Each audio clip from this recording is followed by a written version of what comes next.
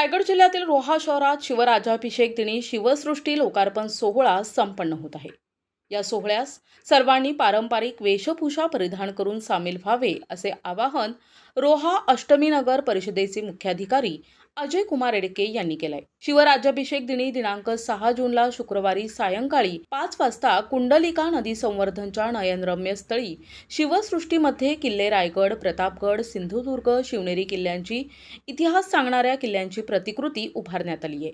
हा शिवसृष्टी लोकार्पण सोहळा खासदार सुनील तटकरे, महिला बालविकास कॅबिनेट मंत्री नामदार अदिती तटकरे आणि माजी आमदार अनिकेत तटकरे यांच्या उपस्थितीत संपन्न होत आहे। सदर कार्यक्रम रोहा अष्टमी नगर परिषदेच्या माध्यमातून संपन्न होत आहे, अशी माहिती मुख्य अधिकारी अजय कुमार एडके यांनी पत्रकार परिषद घेऊन दिली आहे।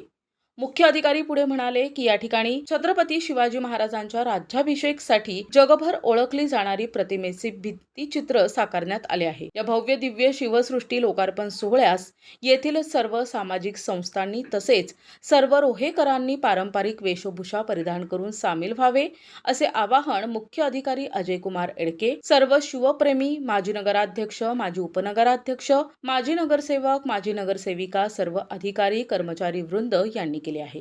संध्याकाळी 5 वाजता रोहा अष्टमी नगरपालिकेच्या माध्यमातून उभारलेल्या शिवसृष्टी या कामाचा लोकार्पण सोहळा आपण आयोजित केलेला आहे। या कार्यक्रमास आदरणीय खासदार साहेब सुनील तटकरे साहेब, तसेच माननीय मंत्री महोदया अदिती तटकरे उपस्थित राहणार आहेत। तसेच आम्ही नगरपालिकेच्या माध्यमातून सर्वांना शिवप्रेमींना आवाहन करतोय या कार्यक्रमात उपस्थित राहून या कार्यक्रमात शोभा वाढवावी। आपण या शिवसृष्टीजवळ जवळपास 4 किल्ले आणि शिवरायांची राज्याभिषेक झालेला आहे जो त्याचा आपण बुराज उभारलेले आहेत, तरीही आपण सर्वांनी येऊन या कार्यक्रमात शोभा वाढवावी। ते 4 किल्ले कुठले कुठले सर?